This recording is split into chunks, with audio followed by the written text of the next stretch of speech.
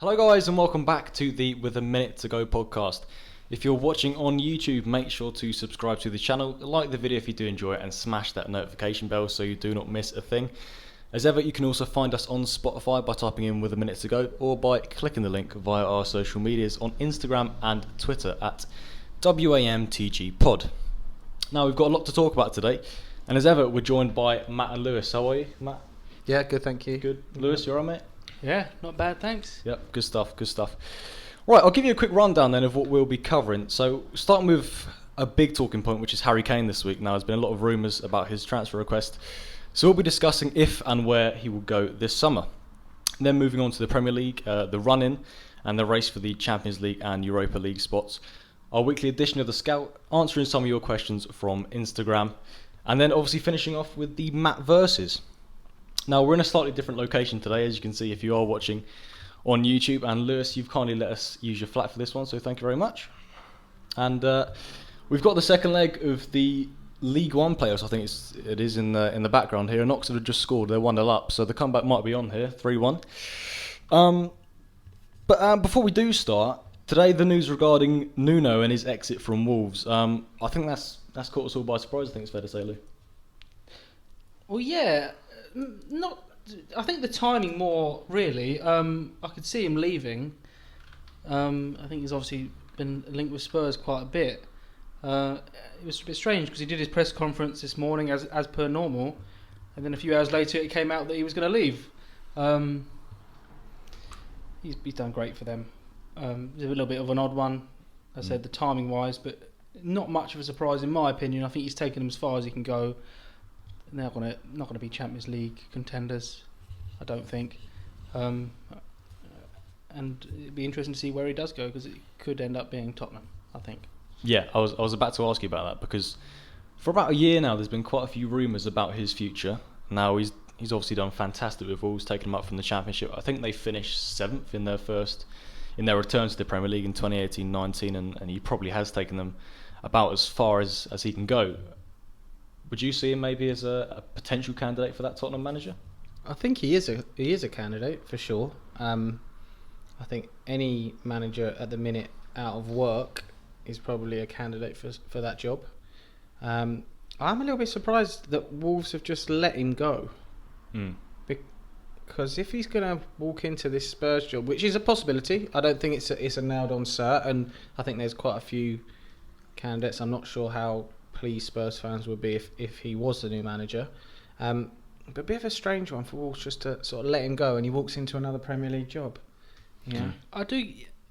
The fact that they've had quite a poor end of the season and it's been quite an underwhelming season, maybe it's more of a mutual thing rather than they want to go perhaps a different direction. They feel they themselves may feel that they've come to the end of the road with Nuno.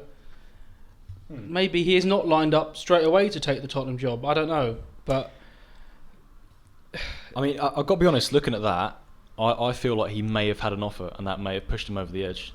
And he's had quite a few sort of sketchy post-match interviews, to be honest. And to be honest, a role at Tottenham is probably slightly more advertising than continuing at Wolves. Yeah, it is for sure. I'm not so sure he's going to be the right man for Spurs. Okay. I think he is good for Wolves. He's done well at Wolves for sure. Obviously this season has not been the best for them, but I think they've had a couple of big injuries that haven't really helped. But yeah, look, it's a difficult one. You think with the timing and the way things have gone that he has got something lined up, but I don't think he's Spurs' first choice. Well, I can't believe he would be Spurs' first choice. Yep. he's the overwhelming favourite now with the bookies, by the way. But was he this morning? He was one of the favourites before then anyway. I mean, it'd be interesting. Overwhelming. The fact he's going to be out of a job makes it massively more likely that he will get it. I mean, we've that's obviously a hell of a goal. Blackpool just scored. Yeah, okay, 1-0. Well, 4-1 overall. That's a hell of a goal out. That's pretty much it. You'd think now. Yeah. I think we've had Sam on before. It'd be interesting to see what he thinks about Nuno, because for me, he's not really a Tottenham type manager. You know, he wouldn't be someone that would be right at the top of my list. But obviously, like we said, he's done very well for Wolves. What is so a Tottenham type manager? They've had some crap managers in the last 20 odd years. Well, you're right. But the last two, you look at them, Pochettino, very successful, took him to a Champions League final, and Mourinho as well, maybe not as successful, but big names. And Nuno maybe just isn't quite that. Maybe, I mean, I know we'll come on to it in a bit, but I have managed to sit down and watch quite a bit of the Gary Neville and Harry Kane interview. And he sort of, even Kane himself said at Spurs now is a rebuilding time. Maybe they're looking at someone like that who is a steady manager. You know, let's think his first year in the Premier League with Wolves, they were outstanding. They punched well above their weight. They were very well organised, good side.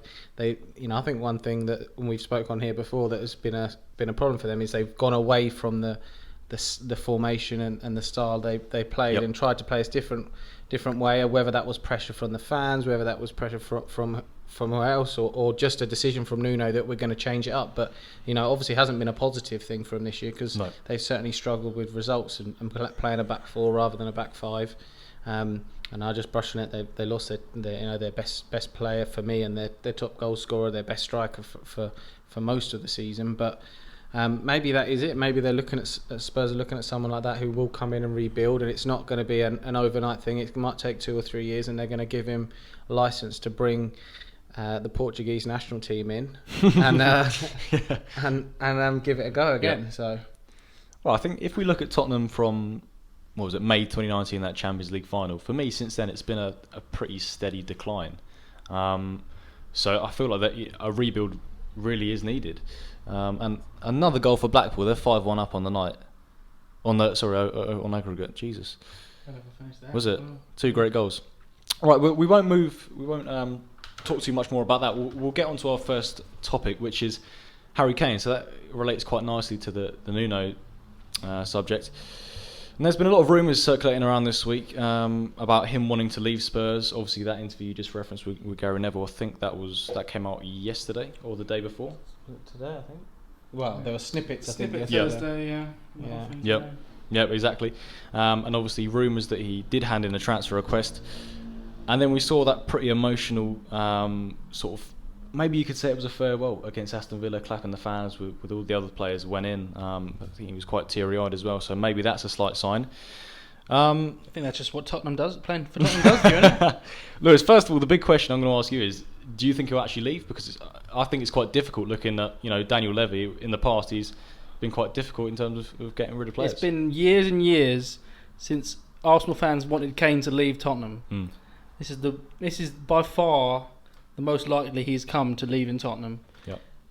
I've listened to senior journalists, much more senior than myself, who have been briefed by Kane and his representatives that he wants to leave. Right. He does want to leave this summer. It's not hearsay, it's not rumour, it's not speculation. He does want to go. I think the interview done with Gary Neville was actually done early this month, before this came out. Okay. But it just shows what Kane is thinking publicly. And then obviously this has come out since Monday. So in my opinion, yes, he will go. Yep. Because it's time he went. He knows this season, again, they've missed out on Champions League, Tottenham. Again, they haven't got any trophies. Yep. So there's 2 things there. He wants to be playing in the major competition, which is the Champions League. Yeah. And he won't be doing that again for at least another 12 months. Yep. 16 months or whatever it is till the start of the season after next. And can anyone see Tottenham challenging for the Premier League next season? Because that's what you count as a major trophy, and the FA Cup perhaps, but they're not going to be challenging for the Champions League because they're not in it. No. So it's exactly why he wants to leave. Finally, I think at the age of 27, 28 in July, he will be on his way. I think for me that interview was almost as if he was flirting with the big sides. My first reaction looking at that was the only reason he's come out and done that interview is because he wants to leave. That's the only reason. Perfectly. He did the interview before this. All the rumours or the speculation came out, as I said, from Monday, which is not speculation, is actually true. Knowing that the interview was actually going to come out a few days afterwards, so it's kind of just reiterating what came out earlier in the week. And the other clubs are going to be all over it, I think, to be honest. Yeah, absolutely. I mean, I put out a poll over on our Instagram, and I put out between Man United and Man City because I think they're probably the two clubs that are most likely to go for him. Now, Man City won the vote 60% to 40%, and now that means nothing really. But with Cavani signing that extension, Aguero leaving City, would you say Man City is probably the most viable option for Kane to get out? Maybe. I think for me, there is still 50-50 probably where he's going to go. I look at I still wouldn't discount Chelsea. I know it'd be crazy for him to go across London, but I wouldn't discount them, because if Daniel Levy said it's 140 million or 150 million, there's one owner who would stump that cash up straight away. Absolutely, yeah. Whether that comes to it. Going back to your question you asked Lewis, I don't think it's cut and dry that he will definitely go. Okay. Because I think you've got to take into account Daniel Levy, and the way he does business. Big factor. And yeah, exactly that. And I think the telling thing in the interview was he mentioned Spurs over the last couple of years. He mentioned the team they've had and under Pochettino, and challenging Leicester for the title, then Chelsea the following year, then getting to the Champions League final.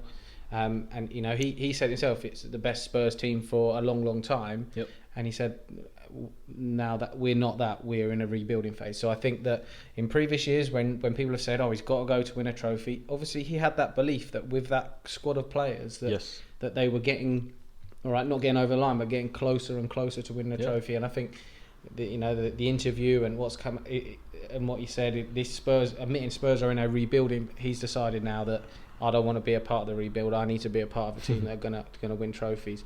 Manchester City or Man United, I think Sir Alex Ferguson was the best at strengthening when you are doing well. So I don't buy into these Cavani things at all. Cavani's been great for him, and I've heard people saying, he should have come 5 years ago or whatever. But let's be honest, he's had a great career, Cavani, and played for some big clubs, but he's never.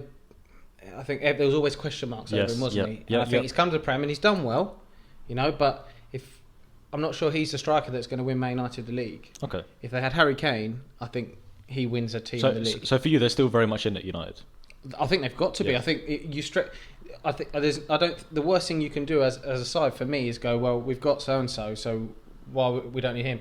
I mean, any team financially can afford it. Would be crazy to turn down the quality of player. It pains me to say it, but him and Lewandowski are the best two strikers in the world, and Harry Kane's added more to his game this year. No doubt.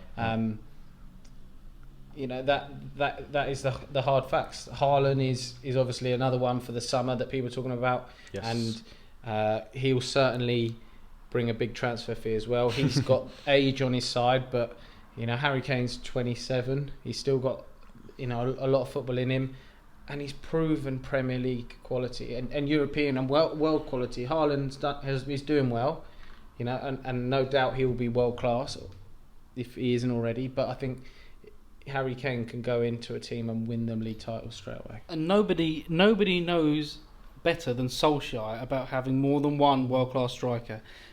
I remember as Arsenal fans in 2001 losing 6-1 to Man United at Old Trafford, and they had Andy Cole and Dwight Yorke and Teddy Sheringham and Ole Gunnar Solskjaer. I mean, that's 4 top quality strikers who've all gone down as Man United legends. At the minute they have Cavani. Other than that, as a genuine out and out number 9, they have nobody. Greenwood in the future perhaps. Martial, no, not for me. Rashford definitely not. Solskjaer in the week after the game against Fulham, they were asked, because Gary Neville a week or so ago said now they've got Cavani, they won't be signing a striker, in his opinion. Solskjaer came out after the game this week and said, I can't rule out signing a striker. No, that'd be stupid to rule out signing a striker. We've had world-class strikers in the past, meaning multiple of them. Just because we've got Cavani doesn't mean we can't have more than one. Cavani can't play 38 games in the Premier League season. Cavani can't play 60 games in a whole season of competing for the Champions League and everything. They need a striker like Harry Kane.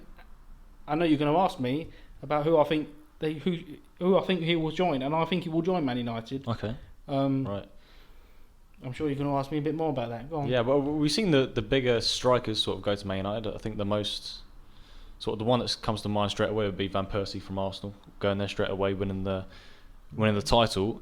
And what I wanted to sort of ask you both would be, a move away, would that show a little bit more ambition? And would that sort of escalate him to being on the levels of someone like an Henry, as much as it pains me to say it, if he does win those trophies? He'll never be as good as Henry. He's one of the best number 9s to have played in the Premier League. Yep. I wouldn't count Henry as a number 9. But Okay. definitely more ambition. Yeah. It's definitely more ambition if he leaves. It has to be. It just purely has to be. Even if he goes to Man United, who haven't won the league in 8 years, haven't been in the Champions League final for 10 years, it has to be more ambition because Tottenham have won nothing in his whole time there. He's been there for 16 years, 13 years since they've won a trophy. 16 years, obviously, he's not been a first-team player in 16 years, but since he was a kid. Since he left Arsenal, obviously he's a all-head Arsenal fan. We're not going to talk about him joining us.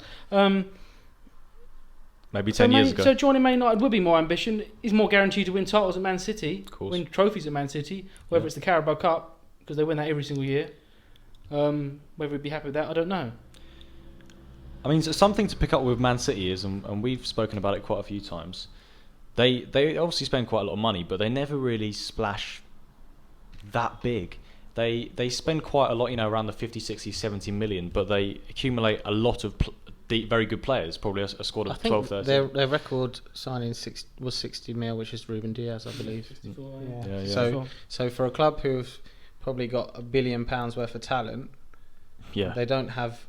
Well, they do have 150 million pound players for sure, but they've never paid that fee.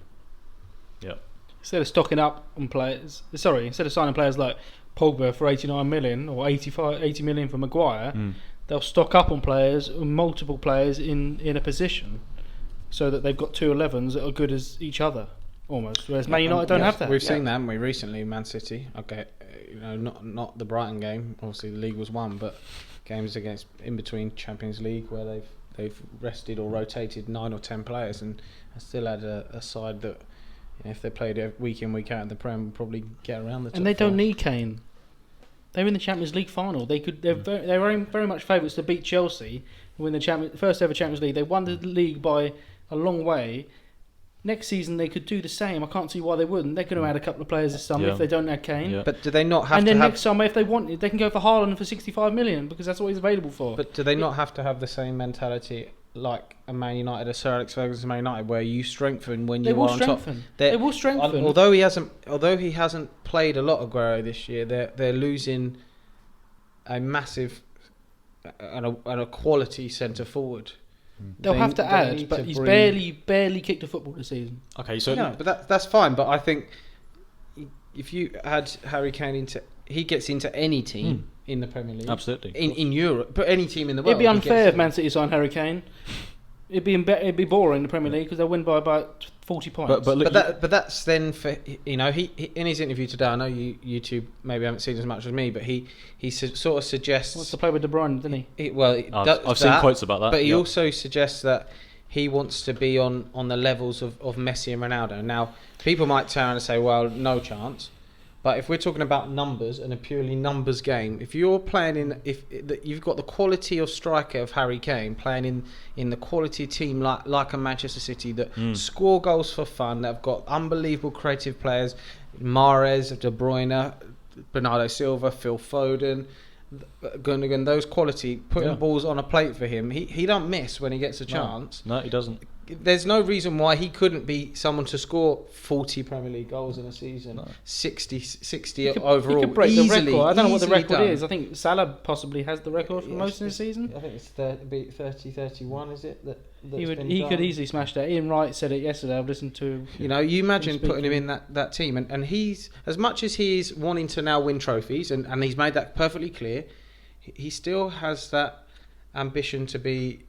for those sort of personal goals and records, and no doubt in that sort of side, staying fit, he could score comfortably 35 to 40 goals a season. I think also that's why alone. he wants to stay in the Premier League as well, because obviously I think clubs like Real Madrid and Barcelona are in significant debt, but if they were sniffing around, he wants to stay in and be the leading top goal scorer. But Lou, quickly, you said Man City will strengthen this summer, and what I'd say is they're in the Champions League final, they've won the Premier League comfortably. where will they strengthen other than that striking position with Aguero leaving? It's got to be Kane, isn't it? And that's it. Why does it have to be Kane? Why can't they sign a younger striker who can play bits and bobs, play a bit more than Aguero did this season? But it will be that striking position. They don't actually have a striker at all, though, They've got Jesus. Yeah. They play false nines. Look at Ferran Torres. We did the podcast last week. He's got a hat-trick on telly away at Newcastle. I think they had, in some cases, they've had to play a false nine because they haven't had. Because so for me, I look at it and they've got so much good attacking midfield wide player talent that they haven't had to play that nine, and it gets more of them in the team. But then if you put Harry Kane on the table, doesn't matter who else you got, he has to start. No, I was about to say that. Here's one for you. What out of Man City's players, out of their front six, the front three and the midfield, who is a guaranteed starter at the minute in every single game in the Premier League season? You'll say De Bruyne. Other than that, none. Because Guardiola changes teams so often. Because he can change it. It could be Sterling, it could be Foden, it could be Mahrez, it could be Bernardo Silva, it could be Ferran Torres, it could be Jesus, it could be De Bruyne as a false nine, it could be Gundogan, it could be Fernandinho or Rodri. All right, Fernandinho's leaving. But who would you say? Would Kane start every single match, all 38 games? At Tottenham, he's the first name on the team sheet every week. I think if he stays injury free and sorts those ankles out, I think he could score 40 goals a season. He would start every game in the Premier League for sure. Because Guardiola doesn't do that. So if Manchester City spend 150 mil on him, they're not going to play him every week. That's why they're not going to spend 150 million on them, because they don't do it. But what I'd say is, you look at they change Walker, they change Cancelo, they play Zinchenko and Mendy, and all the centre backs. The only one who starts every league game is Edison. That's and even him, because none of them have cost them 90, 100, 150 million, because they're all a similar price and they all get interchanged and they're all as good as each other. Kane would be better than anything they've got as a striker. So De Bruyne is the first name on the team sheet, or the one that doesn't change, because he is world class, right? He's one. It still changes, and he's injury prone as well. But he is the one. If he's fit, he always plays. That's everyone can agree on that one. 100%. Yeah. So if they then get Harry Kane, who is also world class, he then comes into that bracket as well. No, for me, I would love to see him at Man City, and Man City are no direct rival of Arsenal, nowhere near. So if they want to go on, if they're going to go on and win the league, and people are going to say it's boring, and they're going to win the Champions League, and he's going to break records. Fair play to him, 'cause we love Arsenal to do that. Let's let that happen. I think at the minute I can see probably he's maybe more likely to go to Man United because they're probably in more need. If you're asking me where they need to strengthen Man City, probably another left back. Okay. Maybe you could say that. Well, Mendy certainly isn't up to it. Zinchenko, I like. Zinchenko is doing well, but if you're going to be really picky now, and they're going to go on and whatever, I think they can afford to be as well. You maybe look at other clubs' left backs, probably 60 million for Tierney. 60 million for Tierney, would you take it? Well, not if he only plays every other game. Yeah, which you will. Oh, we'd take it then, wouldn't we? No. Luke, you say about that false nine for Man City. Now we kind of seen it with Liverpool. Firmino hasn't been an out-and-out goal scorer. Would that catch up with City eventually, not having the out-and-out goal scorer up top? Because it has with Liverpool this year. Let's be honest, as well as the injuries. What about him going to Liverpool? That's another one. Liverpool can't afford him, I don't think. But he would play. Liverpool can't afford him. He could play in that nine that they play. Yeah, he would suit Liverpool well. They wouldn't afford him. Wouldn't be able to afford him. Question: would it catch up on them? No, I think they get enough goals from everywhere else. Yeah. You said about Liverpool catching up with them this season. Well, to be honest, Mane's had a bad season. That's not Klopp's fault. No, he's had a bad season. Salah's been brilliant. Firmino's had an average season compared to an average Firmino season. Really, this is what he does. He did very similar last year, even though they won the league. And Salah's had going for the Golden Boot. So, I think with Liverpool, you look at those two players, Salah and Mane. That's two. You look at Man City, you got six.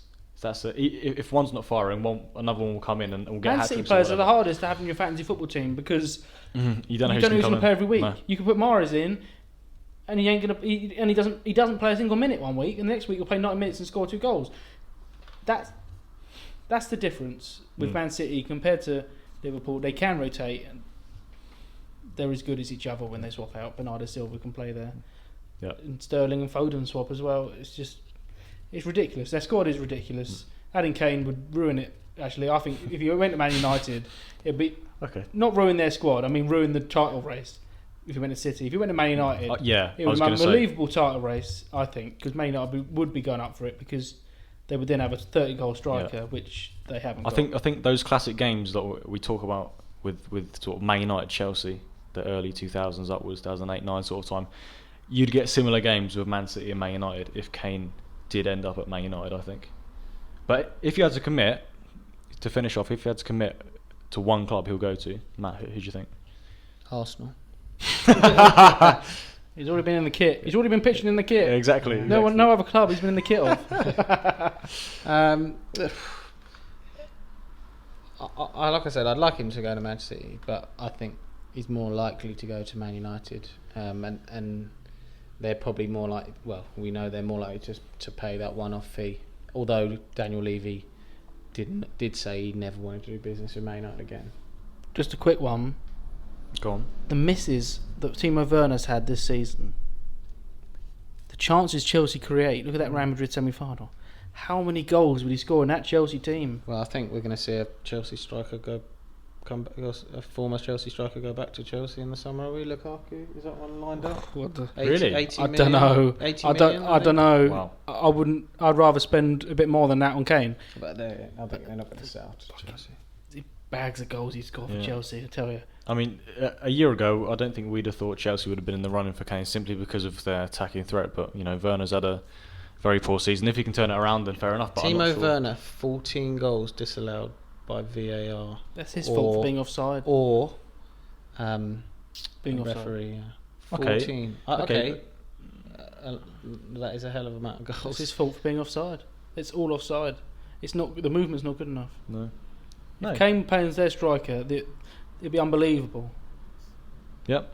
No, that's fair You're enough. going to ask me the question, and my answer is Man United. Okay. I think he'll go to Man United. So two for Man United then. I think he has to. Man United have to make a signing to say we are back. We finished second. We're back in the Champions League. We need to be competing with Man City again. We need to overtake Liverpool. I think him and Bruno could occupy very similar roles though, not in goal scoring, but in terms of their range of passing, long range shots, that sort of thing. Very similar players in that. I think it would sort of elevate Man United back onto those top levels. Obviously, they finished second this year, but there's other than obviously Man City, there hasn't been anyone stand out. We look at Chelsea, who started poorly and sort of clawed their way back. Liverpool had a poor season, so if Man United are serious about getting back to the top and winning the league, then I think that would be a great investment and it'd be good for the league to have that fixture back. Right, we'll move on then to the Premier League run-in. So the relegation scrap was sorted a few weeks back, but there's still lots to play for around those Champions League and Europa League spots. So we'll start with the Champions League and work our way down. Third and fourth, very much to play for. Currently, Chelsea and Liverpool sit in those spots with 67 and 66 points. Leicester also on 66 points in fifth place, only behind on goal difference. So it is very tight in and around those three positions. Now, I think the most obvious thing to point out would be Liverpool's unbelievable resurgence. Now, for me, 2 months ago, Leicester were a shoo-in for the Champions League, and now they've obviously dropped out. I think, Lewis, you told me earlier they were in it since the first week, and only this week they've now dropped out, which is unbelievable. The whole season they've been in the top four. Was that not similar last year? Very similar. Very similar. Yeah.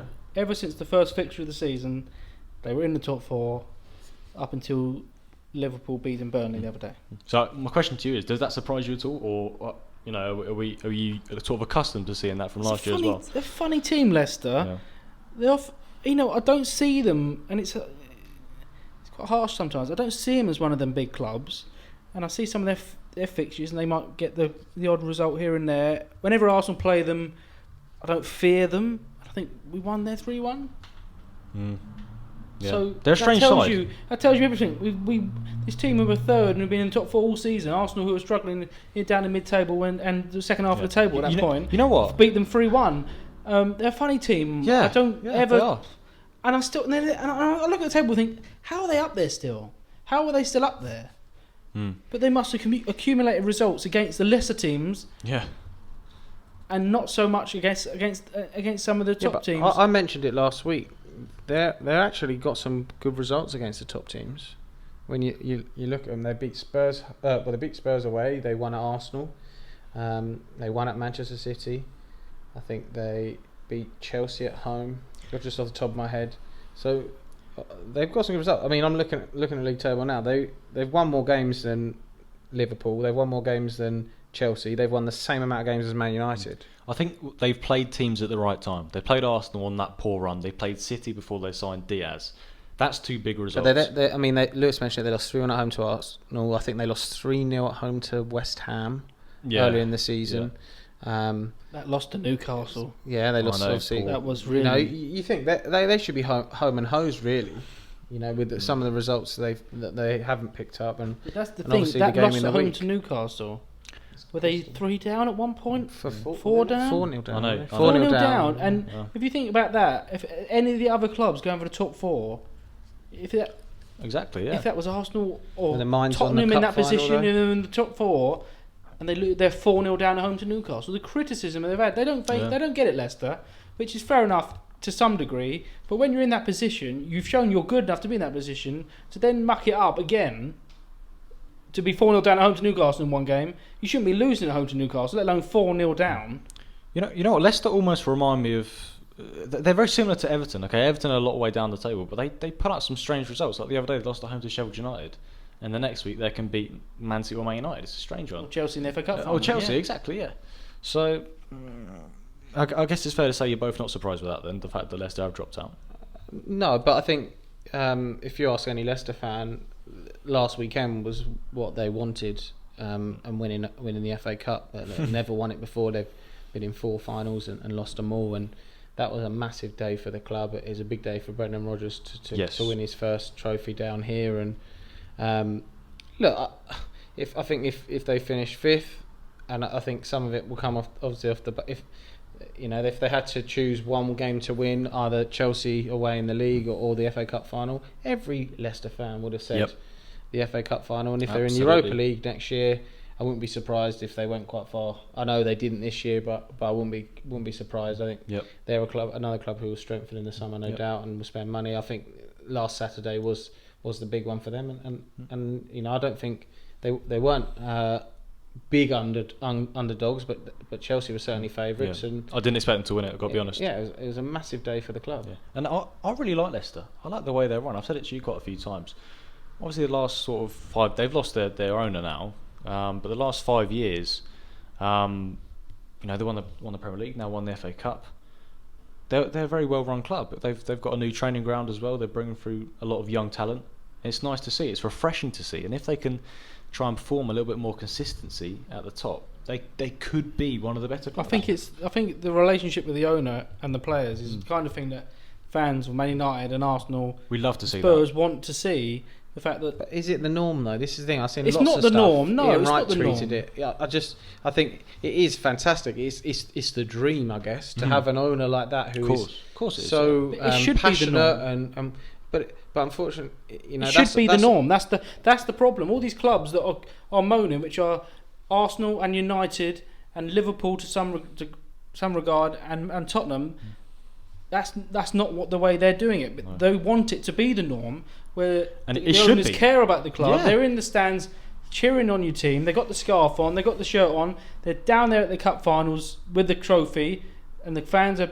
If Kroenke came to an FA Cup final and picked up a trophy and celebrated it last summer, we would have booed him. If it was fans there, they would have booed him. Yeah. That's literally what have happened. Do we need an owner to do that, or we just need an owner who will, or not just the collective we, not just Arsenal but other clubs, just who is not necessarily passionate, but it's not so business driven as such. We're not necessarily. If we're talking about a scale when the current owners are on 0. And the Leicester owner is 100. We're not asking for 100. I think we're looking for. No. We're not we're accepting that most people aren't going to be like that. We're accepting that most people. I'm not saying in the middle. I'm not saying all I want the owner to do is to celebrate, come down from the stand and celebrate the FA Cup or the trophy. He needs to do better for the club, whether it's to do with recruitment, whether it's the way the club's run. With Arsenal, with this Daniel Ek guy, I'm sure he would probably come down and celebrate with the trophy if he was the owner, because he's an Arsenal fan himself. But we don't necessarily want that. We want the best for the club. And Kroenke and John Henry at Liverpool, let's face a bit of criticism. I know they've won some trophies the last few years. Joe Lewis at Tottenham, I think his name is, and Glazers at Man United. The fans are so against him, especially the Glazers. We've seen all that with Man United. It's not just about the interaction with the fans; it's the way the club's run, and it's just I know what the you Leicester mean. model Yeah. is great. It's a great model, and they're getting success from it. It is the perfect model. Coming up from the Championship, they've won the Premier League and the FA Cup. I mean, nobody would have thought that. And it is really fantastic what they've done. I don't think we're going to be seeing many owners like the Leicester one on that. If we're looking at that scale from 0 to 100, like you said, he's 100.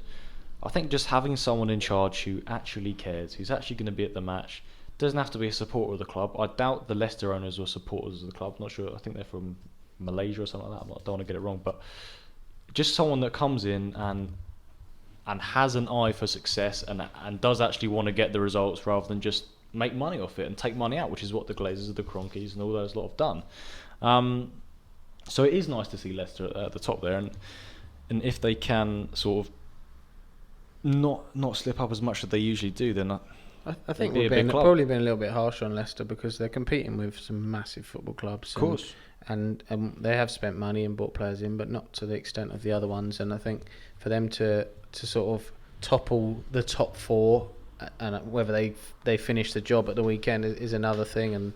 And but they are the ones that everyone else is supporting because they are the ones in the top six at the minute that weren't part of the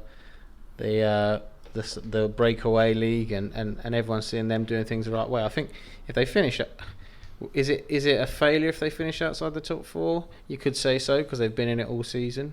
But at the same time, the other clubs have been on, Liverpool have been on a hell of a run, and Leicester unfortunately fallen a bit short, and they've won the cup instead. Yep. What I'd say is quickly is their squad. You can say it's too harsh on Leicester sometimes, with the criticism, but I think their squad is undoubtedly in the top 5 or 6 in the Premier League. They're not overachieving too much. They have got a good enough squad. Out their starting 11, I'd probably take about 8 or 9 of them at Arsenal. But I don't think that. But you're comparing them to a team that are currently ninth. Okay, but I say I'm Arsenal because I'm an Arsenal fan. How many were getting squad-wise? How many were getting Man United squad? It's not okay. I'm not comparing to Man United. I'm saying top 5 squad or 6 in the Premier League, and in that 6, I include Chelsea, Man United, Man City, Liverpool, Leicester, and Tottenham. Well, the Tottenham squad should be achieving better than it is. Out of the top 5 currently, as it sits, who's got the weakest squad? That's a good question. I think it's a no-brainer. It would probably be Leicester, but so therefore, for them to finish 5th, Okay, it's look, not. Maybe it is Leicester personnel-wise, but in terms of the mentality and the fact that they're showing that if a club is well run, anyone can compete with those big boys. A little bit more consistency, and anyone can compete with them. That's what I think. All they had to do was win at home to Newcastle, Sheffield United. They've been in the top 4. Exactly. That's what I'm going to say. Exactly. Yeah. They're not out of it. Actually. 100%. Right. They're not out of it, and they might still do it, but we'll get onto that, I'm sure. Let's move on because we've gone on a bit here. So looking at the last games of the season now, Chelsea they've got a tough trip to Villa. Leicester hosting Tottenham, another big game, and Liverpool have got Palace at home, which is probably the standout easiest fixture, I'd say. I think it's fair to say it's probably Liverpool's to throw away now, isn't it? Yeah, I think we said it last week. I thought they'd win all 3, and I didn't. So you're spot on. Only just. Yeah. Obviously at West Brom last week, but much more comfortable at Burnley. And all right, Leeds did win their 4-0 the game before, but it wasn't an easy game and not certainly a shoo-in. But they're coming to form at the right time, haven't they? Yep. You're right. It's the easiest game on paper, and you'd imagine they will win and win well, and it will be down to what happens in the other games, which are both a lot tougher. Yep.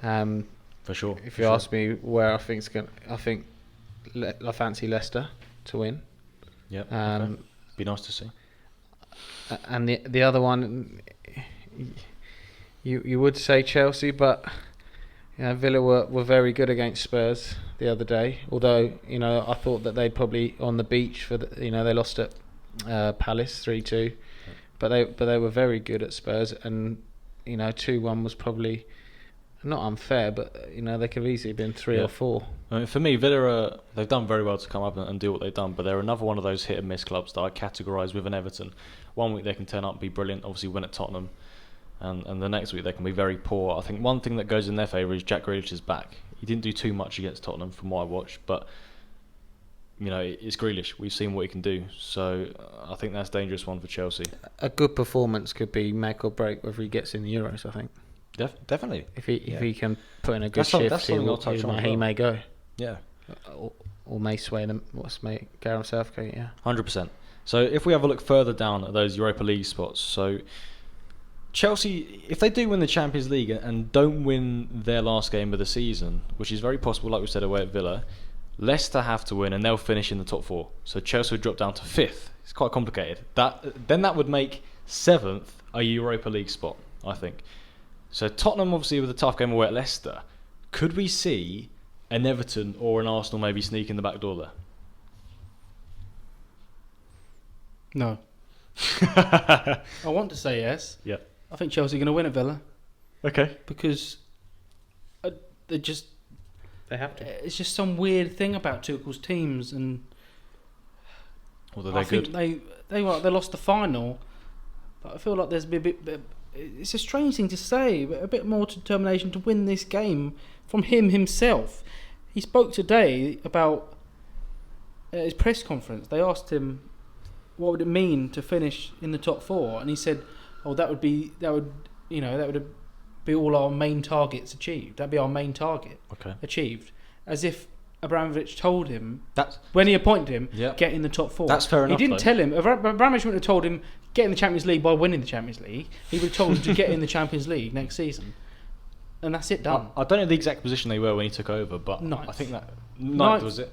9th when Lampard got sacked. Yeah. Well, then that is a great achievement to get in the top 4, and it's an even better one, obviously, to get in the Champions League finish final. 3rd if they win. Well, exactly that. So you don't think that, because I think if Chelsea did lose that game, Everton and Arsenal would both slip up, because that's just the way it goes. We've seen it before with Arsenal 2 years ago at Brighton at home. Everton are probably going to slip up, but they're away to Man City, so okay, you think they probably will. Arsenal, I think Danny Welbeck's out of that game, but I could honestly see a typical Arsenal performance and draw 1-1 or something like that. Yeah. I can see Arsenal not winning that game, because it's a home. We don't win home games in the Premier League. Yep. I think it'll be irrelevant. I don't think 7th will be a Europa spot. Man City will win it. I think Man City will win the Champions League, and of course, but then I think Chelsea will probably be in it. It is a bit of a long shot, but I was just trying to take all things into account, because I think in our minds, in my mind, is definitely, I've, as an Arsenal fan, ruled out the possibility of Europa League, but it actually is still just about possible if we're clinging on to the faintest. But that won't be decided this Sunday. No, of course not. But some of the fixtures do come into play this Sunday as well. And I wouldn't rule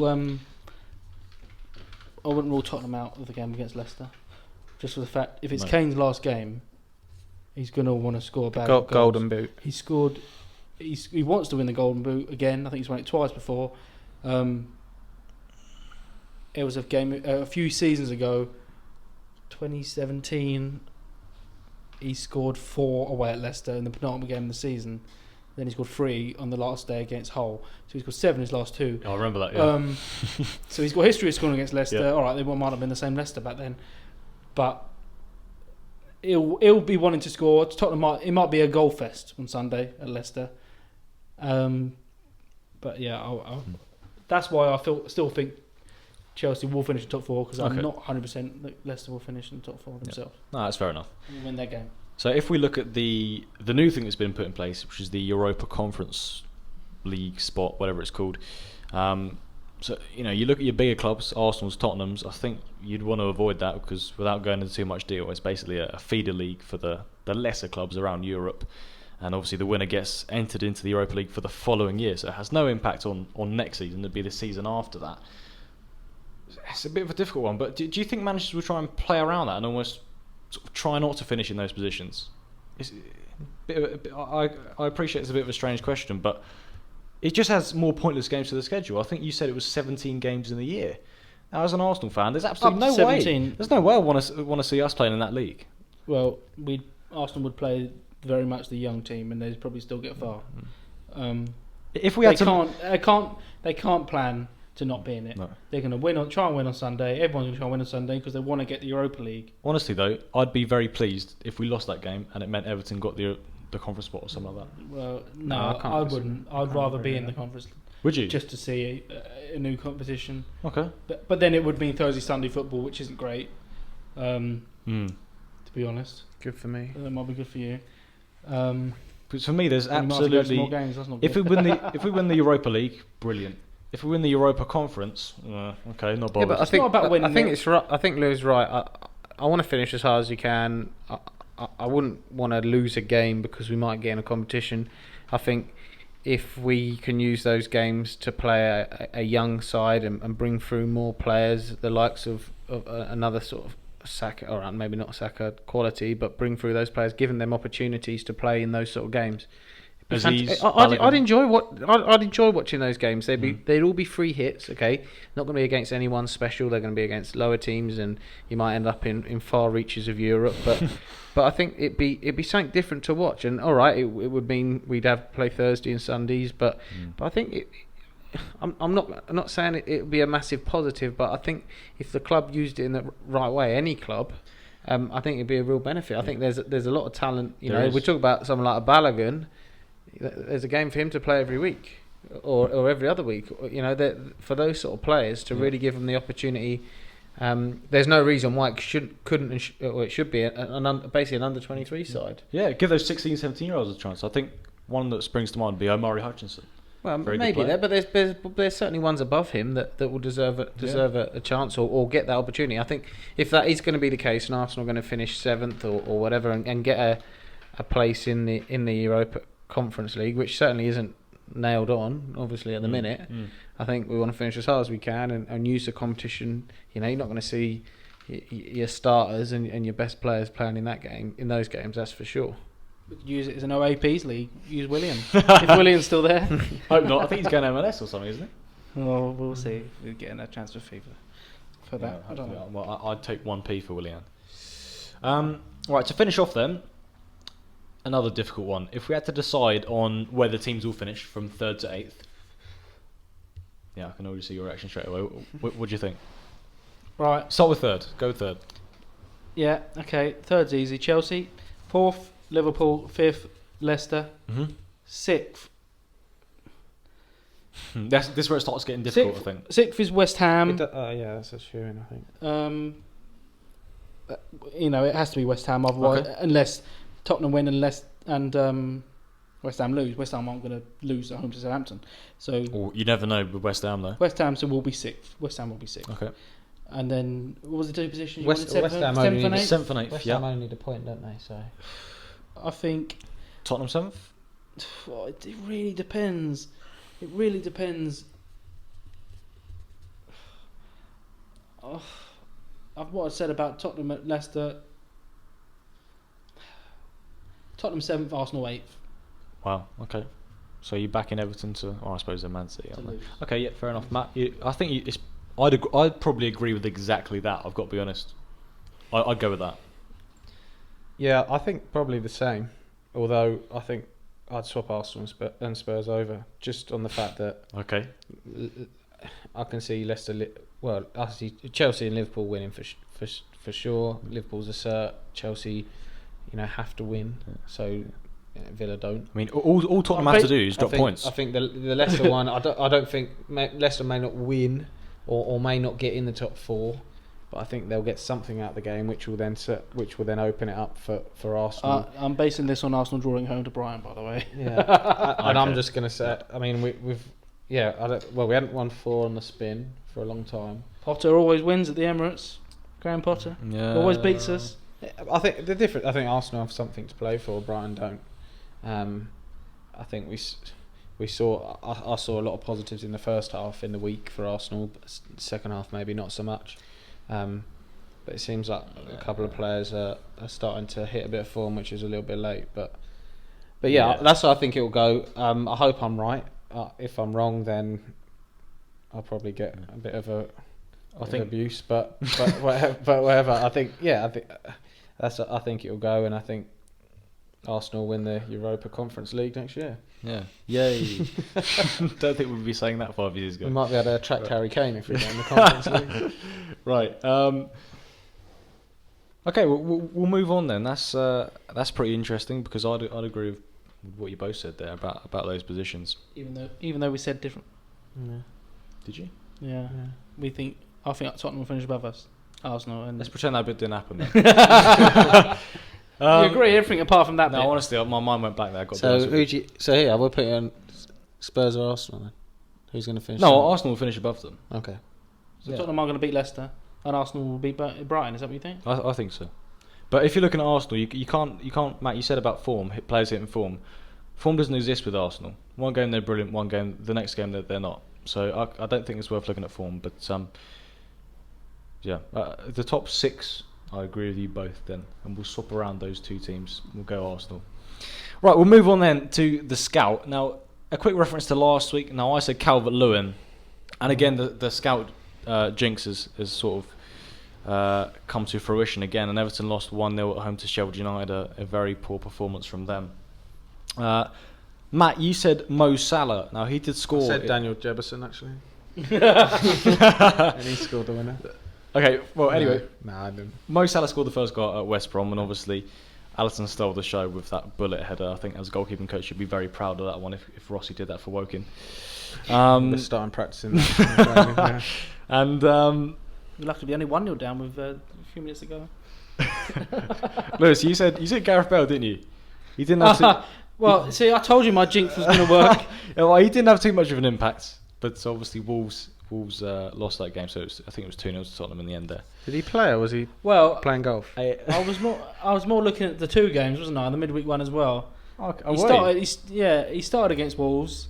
He wasn't great, and then he was on the bench against Villa. Came on, all the fans were cheering him to come on, but he wasn't great. He wasn't great again. When he came on. So that's 2 opportunities you had there for Gareth Bale. He didn't do justice to any of them. That's a shame. It worked. My jinx. Did Mo Salah score at Burnley as well? No. Do you not? No, he didn't actually, because I was looking. Phillips and Oxlade-Chamberlain. Had him in my FPL. I was gutted he didn't score. Right. Okay. Last week then, I've got to go with Rodrigo Feliz. Now he got a double in their 4-0 away drubbing of Burnley. Now he's someone who I haven't been too sure of. I've known about him for a long time through FIFA career modes and bits and bobs like that. And I thought he was going to be fantastic for Leeds this year, but really Bamford stole the show. But it is nice to see him getting a couple of goals there, so I think it's worth a mention for him. I also think there's slightly more to come next season. Matt? Yeah, I've gone with Joe Willock, someone we've mentioned quite a few times, and obviously I've always been a massive fan of his, and was gutted he went on loan to Newcastle. I was about to say.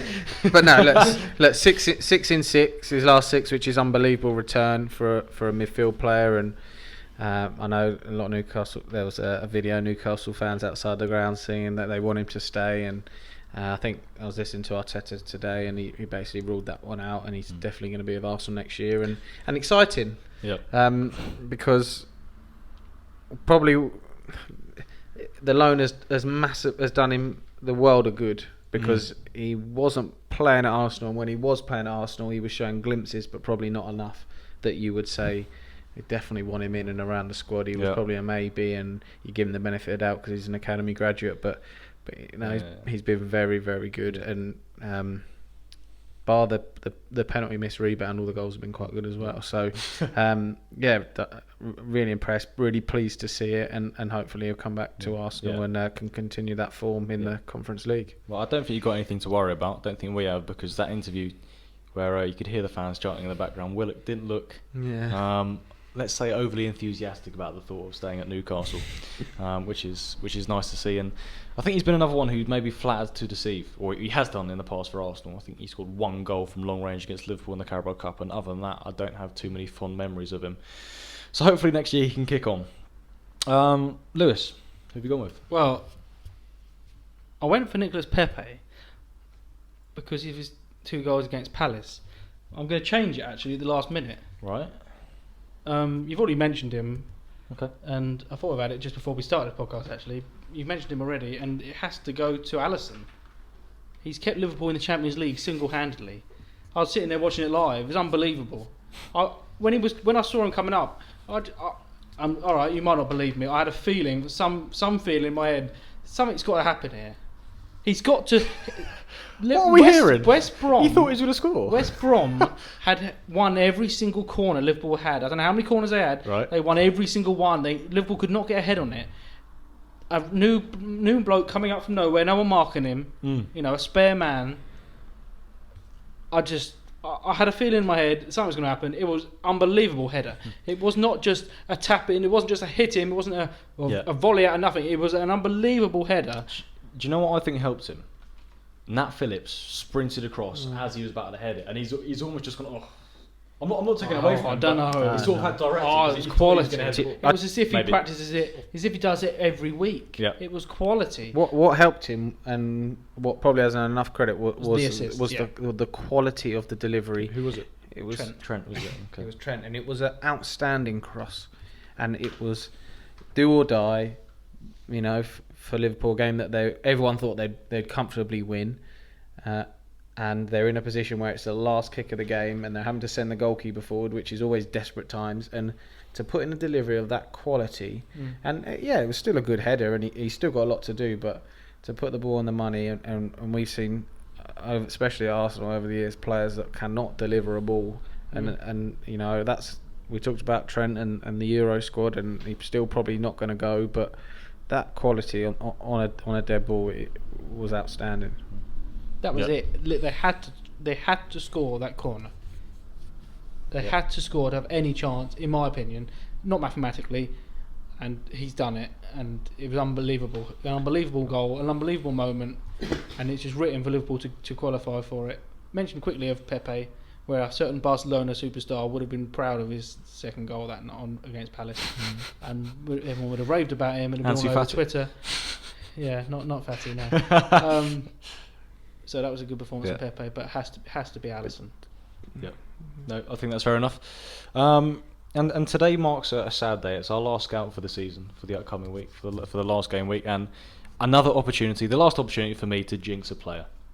So Jack Grealish. Now, I've mentioned him before. He's back from injury. What? Why are you jinxing him? Well, I just think surely we want Villa to win. Well, you're right, but I just think he'll have a good game. So, he had, like I said, a quiet game against Spurs, but he'll want to remind Southgate of just how good he is, and we know how good he is. So, it's the last chance to prove his fitness as well against, like we said, a very good Chelsea side. So, don't be surprised if he makes a major impact, but also don't be surprised if he does nothing as well and gets sent off after 5 minutes. Matt? I've gone for Mikel Antonio. A consistent performer for West Ham. Probably, not definite for their player of the season, but because they've had a few. But someone who has, popped up with the goals, played in that central striker role where West Ham probably haven't had one, especially since they sold Sebastian Haller. But they need a point to be sure of the Europa League. And we talked earlier about Leicester, and have they sort of underachieved or failed because they haven't got in the Champions League? I think West Ham have taken something like only 13 points from their last 8 games and something like that, and they've had some big games where they've dropped points as well, and I think they'll be slightly disappointed, probably inwardly, and David Moyes would be that maybe they didn't capitalise and make the Champions League, because at one stage it really did look like they were going to, but they need a point to guarantee Europa League football against Southampton. I think they will, and I wouldn't be surprised if he popped up with a goal. Yep, no, fair enough. Good shout. Lewis? I hope this isn't a jinx, because I want him to win the Golden Boot. And that's Mohamed Salah. God. Bold. But hopefully the final scout of the season will bring some luck for me. Level with Kane on 22. He'll be absolutely desperate to score goals on Sunday, and I think it could be a bit of a goal fest. I said that earlier about another game, I think Leicester Tottenham, but at the end of the season you often see these. Liverpool will be going for it. Palace, I can see him scoring a couple as well, to be honest with you, because the end of the season, end of Hodgson, Zaha, Benteke in good form, could see a 4-5-2 to Liverpool perhaps, and Salah scoring two or three goals. Yeah, be nice to see, I think. And I'm not saying he'll finish above Kane, because I think Kane will score some goals at Leicester as well. But yeah, I'm going with Salah this week, and I'm hoping hoping he doesn't be proud because I want him to win the Golden Yeah. Boot. Only thing with Palace is it's Hodgson's last game, so they could pull it out for him. I don't think they're going to get anything out of it, No. but as I said, I think they'll score a couple of goals. Okay, fair enough. Good stuff. And hopefully that last scout of the year will bring us a degree of luck. Lewis, so far you've only had a few, but you've been not bad, to be fair, compared to, well, me anyway. I think I've been the worst out of us two. Right, we'll move on then to a new feature that I'll try and get in most weeks, and it's questions from you guys. So I put out a little poll on Instagram, and we've had a few sent in, so we'll be discussing anything and everything football related. So if you want to send your questions in, more than happy to answer them. First one's from Tom, and he said, if Kane leaves, who will Spurs sign in place of him? That's quite interesting because we haven't discussed that yet. Who do you think? Emil Heskey. It's quite a broad one, isn't it? There's a lot of players. I think it depends. Well, it depends on the finances involved in the Kane deal and how they get that money. Is it all up front? Is it 100 mil? Is it 150 mil? You know, Gary Neville jokingly said, "Oh, it's got to start with 2," so he's suggesting sort of 200 mil. I'm not sure it's going to be that much, but I mean, they've already been linked with a few. I think Dybala being one of them. Okay. I think Andre Silva as well has been another one linked, and Yeah. it'd be interesting because for years Spurs have always wanted to find that sort of second striker, the backup to Harry Kane. They've had a number over the years. Obviously they got Carlos. Who have they got at the minute? Vinicius. Was he on loan though? At the minute, Yeah. and he obviously hasn't done it when he's had the opportunity. So now they've actually got to go and find a out-and-out first choice number 9. It will be interesting to see who they can attract because they're certainly in that rebuild phase, as we spoke about. Difficult, isn't it? It'd be interesting to see what happens with a couple of the other players. I know we haven't really spoke about it, but does there become a little bit of a domino effect now Harry Kane goes? May well be. Could Gareth Bale possibly go back to Real Madrid? What happens to Heung-min Son? Does he look at Kane gone, Bale's gone? I've seen Højbjerg linked with Roma, with Mourinho. Does he want to go and play with Jose Mourinho? We'll see. Is that going to be a domino effect now for Spurs? But I mean, again, depending on what they get financially for the Harry Kane deal, they certainly have the money to spend. If they spend it like they spent the Gareth Bale money, they'll be in big trouble. What about someone like an Ivan Toney, or not? I hope not. I don't know, potentially even Calvert-Lewin type of player. Yeah. But what about this? Instead of spending 130, 140 million on Kane, spending 65, 70 million, depending how much you value this player, and getting Anthony Martial. How much? For who? For who's that, sorry? For Tottenham? To Tottenham, the other way. For how 70 million plus Martial for Kane. How much are you valuing Martial at? 40 or 50 million? On what basis? He's about 25 and he's a France international and he scores goals. He scored 4 goals this year. Pepe's got 8. Just How to many put that into games has he context. played for France from the start? Would you not value him at 40 or 50 million? Absolutely not. But what I'm sick, 30, I wouldn't be surprised is if you saw some sort of player plus cash deal if he was going to go to Man United. Tottenham wanted Martial in the past. Martial might be the and one. his market value is 100% more than 40 million. But he certainly isn't a number 9. He could play there. Well, I mean, if he wants to go, if he's going to go there, that's absolutely no problem I'd with be- me. Yeah. As an option. I've got to be honest, I'd be very pleased to see Martial end up at Tottenham. Would you? Absolutely no problem There's with a it. goal there, there's one back. Game on. He's had ample opportunity for Man United over 5 years. That famous commentary from Martin Tyler, Martial, Oh, yes.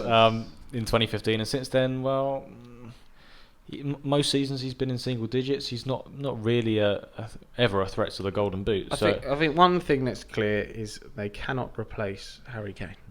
No. They will not be able to replace the quality he has on the ball or the sheer weight of goals that he scores with whatever money, because let's be honest, if they've got 150 mil to spend on a centre forward, they're not going to be able to attract the centre forwards that are worth 150 mil. No. And the ones they can attract are now going to be worth more because they have 150 mil to spend. So, interesting times ahead for Spurs. Although they could just play Son through the middle, and I think that wouldn't be an issue at all, would it? Or Calvert-Lewin, as I just said, would be a good option. Okay. All right, we'll go with that then. Second question is from FPL Apprentices. So I think Tom sent this one in again on his other account. So he said, cheers for that anyway, Tom, I appreciate that. Get their followers up.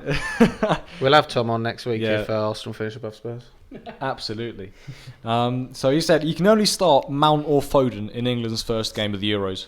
Who and why? Now, this is difficult because I think we said Foden can start wide and then we probably have Mount down the middle, but if we had one of them in, who would you go with? I'd probably say Foden. They'd both be in my team, but how can you leave Foden out? At the moment. I think you could probably cover for Mount. Yeah. Well, you could. There's probably enough wide options that Foden. Yeah. I reckon I'd start Foden and after 2 minutes bring Mount on. It's a hell of a game, this Blackpool Another goal game. for Blackpool, yeah. We've been treated to two brilliant games the last 2 weeks. It was 4-3 that Newcastle game, and then Blackpool 3-2 up against Oxford here, 6-2 on aggregate. What a game. So, Lewis, who are we going with, Foden or Mount? I think, apart from Kane, I think Foden's the best player in the England squad, footballing ability-wise, so he has to play. And he can play in the number 10 role if you want, and then you can play Rashford or Sterling or Sancho out wide with Kane up front. So, Well, yeah. that's what I Some think. future for Foden. Yeah. He's only 21, he's got 10 years to get better and better and better. So for England, it's looking bright. So I think that just about answers it. Foden has got to be in there over Mount, but I would still probably have them both playing. And Elliot has sent in, what are your thoughts on Brentford? Will they get promoted, and how would they do if they got to the Prem? Will they get promoted? I'm not so sure. Because they have a tradition of falling at the final hurdle many times that we've seen. At all levels, we've seen it. At all levels, yeah. If I would love them to be up, the team I definitely want to see in the Prem. It'd be very interesting because they have a model that not many other clubs have. So I would like to see that. If they don't go up, they're going to lose their better players again. Ivan Toney being one of them. Yeah. But it would be interesting to see how they do. They would have to spend some money, I believe. But then would they look to do it the Brentford way, which is bringing in the unknown players for less money and going on that sort of money ball way of going? I think they'd probably fall into the trap of a good first season and maybe the typical promoted second season syndrome. Can they go with that Brentford way in the Premier League though? To really say finish in the top 15. Can they actually do that? If they did get there? Because I think there'd be a serious amount of investment needed, as well as hanging on to obviously Toney and the better players in that squad. Well, you got two questions in that question from Elliot, and the answer to the first one is no. Any reason? They've never gone up through the playoffs in their whole history in any league. Okay. Sure. It's all right. They finished. I can't remember. They finished third? Did they in the table? I think their best chance to go up was last year, wasn't it?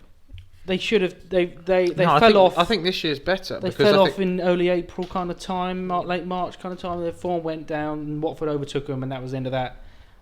They finished the season really strongly, and then they've lost to Bournemouth. I think by the time the podcast goes out, they may have had the second leg against Bournemouth, and I might be talking absolutely rubbish, and they might be in the final. But 12:30 tomorrow, isn't I can't see it, to be honest. I watched that first leg. I got back for the second half of it. Brentford were dominant. Brilliant gesture from the Blackpool player there for the young lad that died. But Brentford were dominant in that game. I think Mbeumo missed a shocking open goal from about 5 yards out. I don't know how he put that wide. Absolutely no idea. So I've got to be honest. I back Brentford to win on Saturday and get through to the final. Whether they then progress and win that final is another thing. But I do think they'll get there, honestly, from what I saw. But on the question of how would they do in the Premier League, it's going to need serious investment, I think. It depends who they keep hold of. I think Toney would be worth probably upwards of 40 odd million if they got promoted, and be 30 million if they didn't get promoted. David Raya will probably stay if they get promoted. Mbeumo, I don't think he's good enough for really much higher than a lower league Premier League team anyway. Not Premier League for me. They've got quite a few good Championship players in their squad, and they'd have to. Is their squad improve. much worse than Sheffield Wednesday? Well, Sheffield Wednesday, Sheffield United, sorry. Not Sheffield Wednesday. No, Sheffield Wednesday are terrible. Well, for one, they've got a better goal scorer up top than Sheffield United. That's up. They keep finding him from out of nowhere, don't they, Brentford? These But goal that is. scorers. But then this They is can't why, keep doing it. But this If Tony why goes, they not? won't be able to do it again. No, but this is why We'll see. that they. It's not just Tony. I think you've got to look at other areas on the pitch. Maybe players that we're not as familiar with, but there's some. I think Jensen. There's some good quality in there that they find, and why would they not find others that are going to do it in the Prem? Yeah. We look at someone like West Ham who have in Kufau and Souček are two players that were playing in the Czech league, but weren't really well known, and they've done it. Brentford have got a fantastic record of bringing not just from the lower leagues but players from abroad as well. So I don't think, and there's no reason why they can't. Whether that they're able to sustain it, like I said, into avoiding relegation and then being able to do it in a second season, I'm not so sure. And I think maybe the size of the club will then impact that. I think in terms of the attacking players, they've got Fosu has been very good. Godos has been very good as well.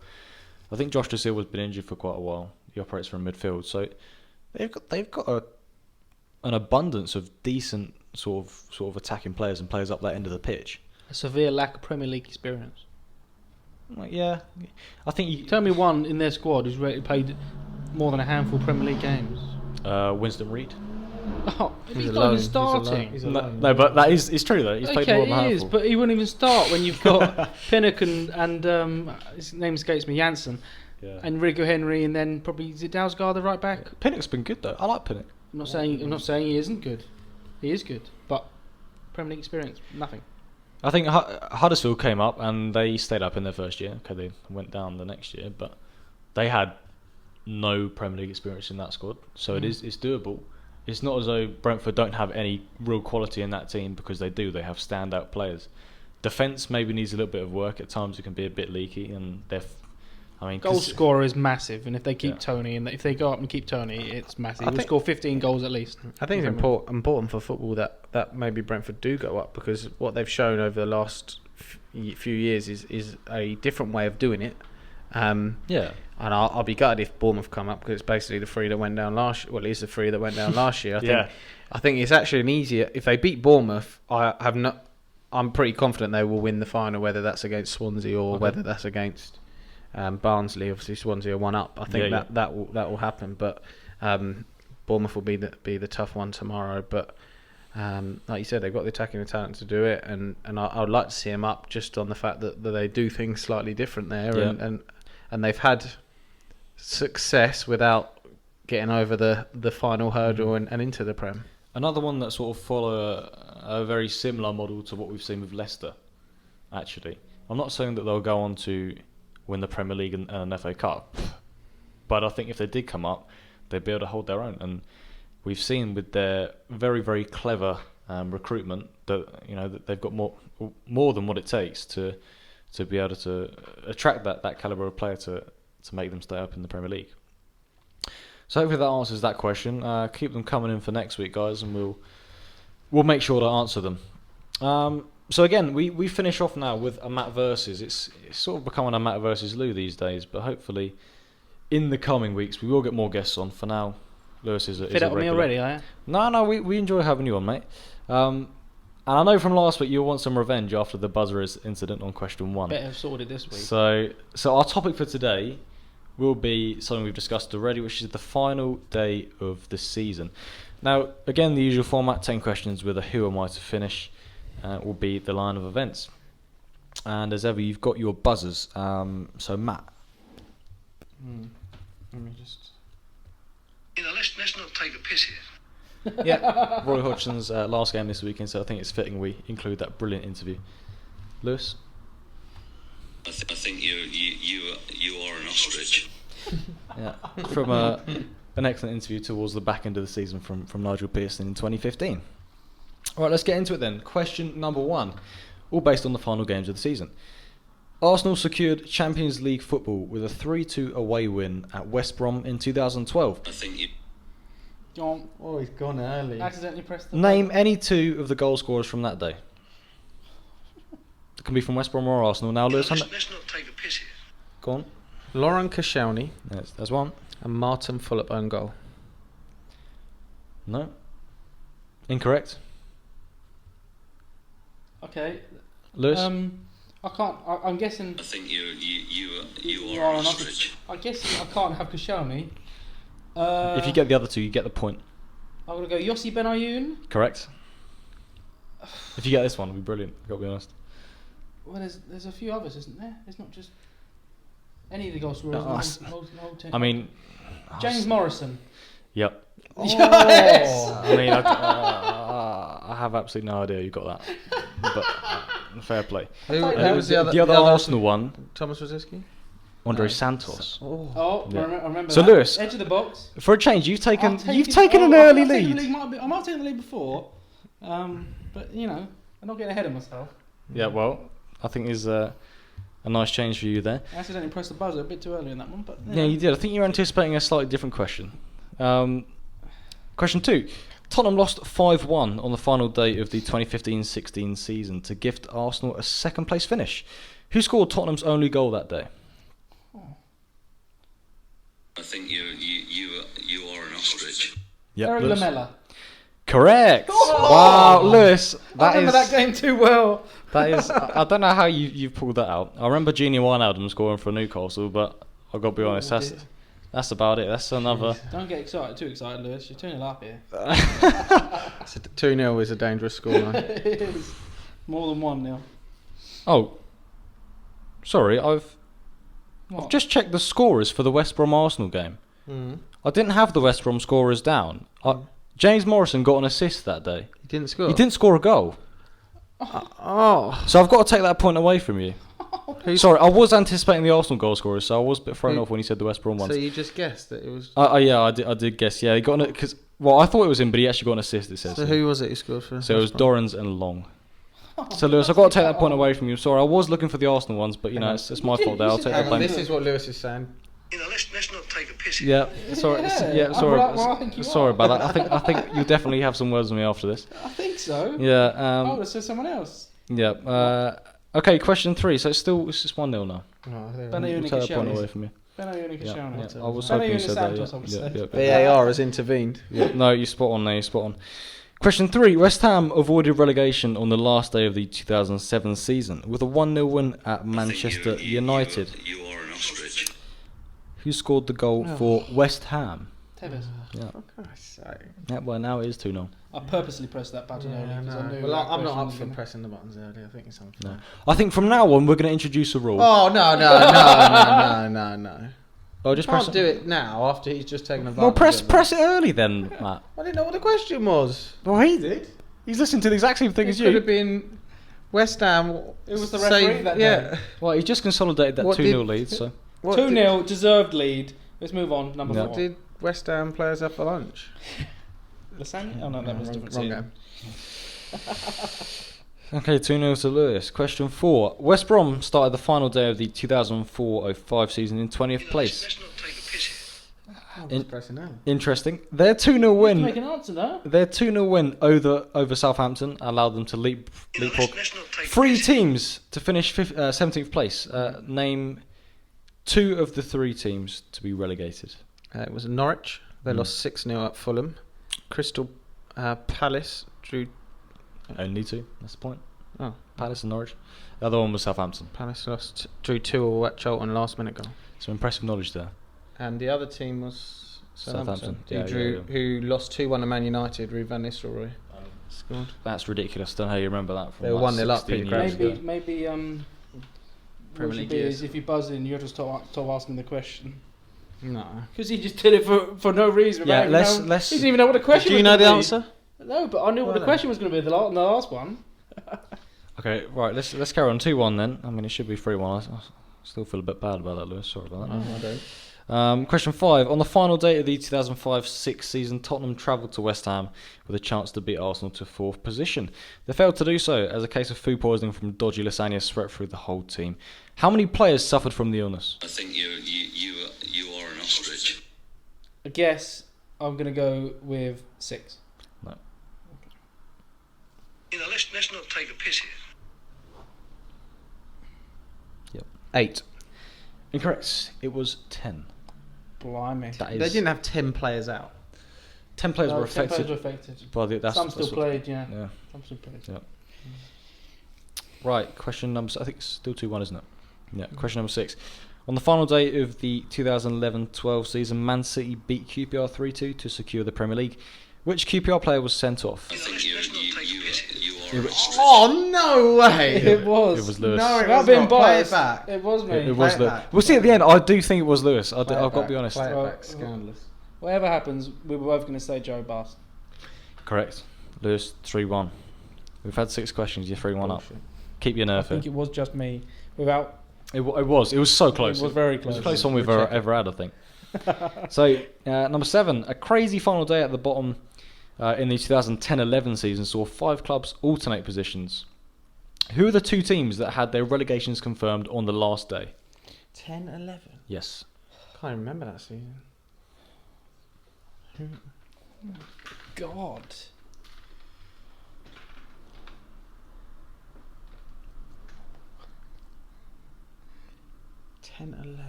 Anyone going to buzz for a guess or not? 11. 2 teams, Matt. I think you need a point here. Let's not take a piss here. Go on. Blackpool.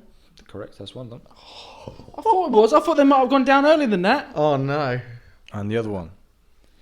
Don't muck it up now, Matt. You've Just to got- clarify, if Matt, you don't get this, then there's no point because you would have got Okay, one of the that's 2. fine. Just get it wrong. I can't even know what teams are in the Prem then. Blackpool. Newcastle. No. Oh. It was Birmingham City. Oh. I wouldn't have got that. No. 3-1 to Lewis still. Question number 8. Oh, because that was the year they won the...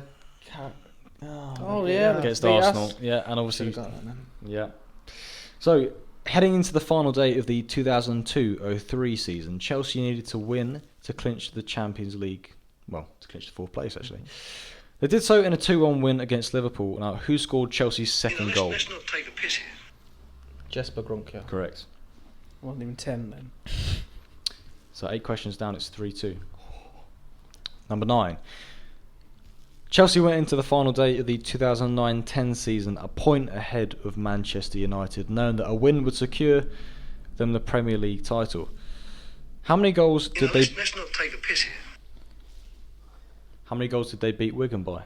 8. Oh, it was. I wouldn't have got that. Well, You wouldn't have got that. Probably not. We were on the coach back from Bath. great knowledge. So 3-all heading into the last one Did then. it take us 5 hours to get back? Yeah, how far that was ago. Well, you know how this works. Is a who am I? 3-all was it? Oh, I've done Well, I'm unbelievably still, at least I'm kept myself in it. Yeah. I have told me the answer. I've got to be honest, Lewis. I do want you to win this. Thanks. After that mess up at the start. Sorry, Matt. I feel bad. But I did, to be fair, I did get it wrong. Hang on a minute. I did get what it do wrong you feel first. bad for? Because he said the wrong answer. I did get the wrong answer. No, I feel bad for not knowing it. Well, we're not surprised. You got my hopes up and they've been dashed, but I did get the wrong answer, so it doesn't matter. It's made a contest of it. Yeah, it has. Spot on. That's I would've why run I away. know. By him saying the wrong answer. Right, okay, who am I? I made over 300 appearances in the Premier League from 2008 to 2019.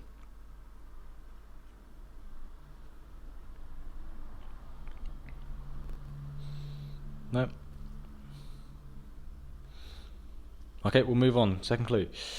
I came second in the Premier League, losing out on the final day of the 2011-12 season to Manchester City.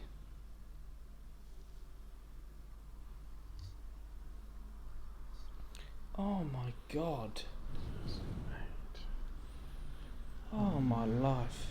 No? Oh. Okay. Third clue. I've represented Manchester United and Wigan. Let's not take No! He's done it. He's got it. For 2 points? Does his name... Well, I'm not. His name gonna- is also a team in Spain. I think you might be onto something there. No, not Antonio Barcelona. Valencia. Correct, Antonio Valencia. I was just about to press. Well I done. know. Lewis. Oh, God. Well, actually, even if you did get that one right, you would have lost by a point. Why? Because you got 2 points on that third clue. I was 3-all. What are you on about? Yeah, so if you were 4-3 up going to that last one, All right, yeah. Matt would have got 2 and he would have won 5-4. So it Oh, actually didn't no, make a difference yeah. to the result. No, okay. But yeah, Antonio Valencia, good one, I think that was. Yeah. My last clue would have been He's played 99 times for Ecuador. I think you would have got that straight away. Yeah. How far you gutted that one? I'm not gutted that you won. I'm gutted that it worked out fairly and my mishap didn't have any impact on the result in the end. Gutted? Gutted You're it not worked happy out that fairly. happened? So I don't even know what I'm saying anymore. I'm tired. Basically, Alf. Basically, what you're saying is. I think you are an ostrich. Yeah, right. Is your head in the sand? I think it might well be. I think it might well be today. Anyway, very much enjoyed today's episode again. What I'd say is look out on Twitter and Instagram. I've been a lot more active on there, and Lewis has been retweeting them as well. So make sure you look out for that. As ever, Matt, it's been a pleasure, mate. No problem. If we can do an update on the Matt versus scores, that'd be good to see. Maybe for the next episode, let everyone know. Sure. It's still call it Matt versus. I don't like Matt versus Lewis while I'm losing. Cool. Okay, I think you've won one so far, Lewis, haven't you? I'm not counting. Controversially. I'm not counting. Controversially, yeah. Controversially. Okay, and you controversially lost this week, so... No, we didn't. No, I suppose not. Anyway, I finally worked out how to use my webcam and mic on my laptop, so that rebuild series that I keep promising to you will definitely be coming soon. So stay tuned for that. I think it'll be 15-20 minute episodes, I reckon. Another goal for Oxford there, 3-3. What a game this is. So yeah, make sure you watch out for that, and like I said, keep those questions coming in so we can answer them for you guys. But anyway, thank you very much for listening. Let us know if you did enjoy it, and as ever, keep talking football.